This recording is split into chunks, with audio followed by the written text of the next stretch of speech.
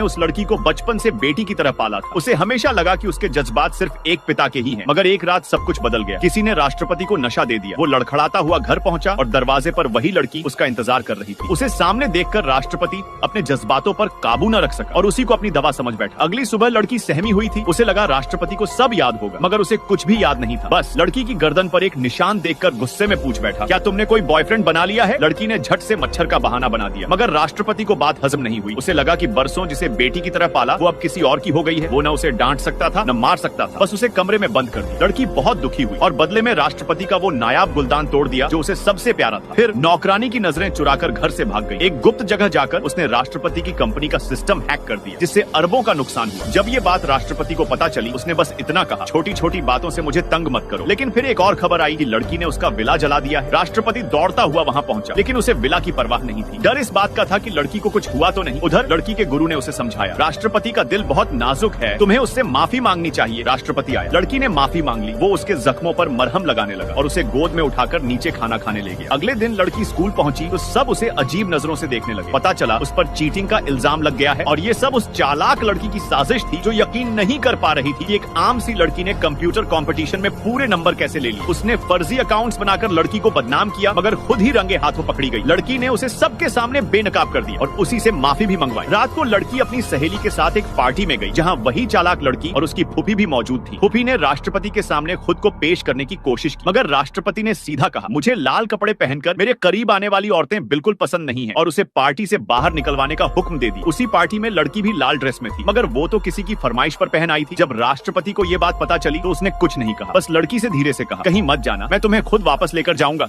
राष्ट्र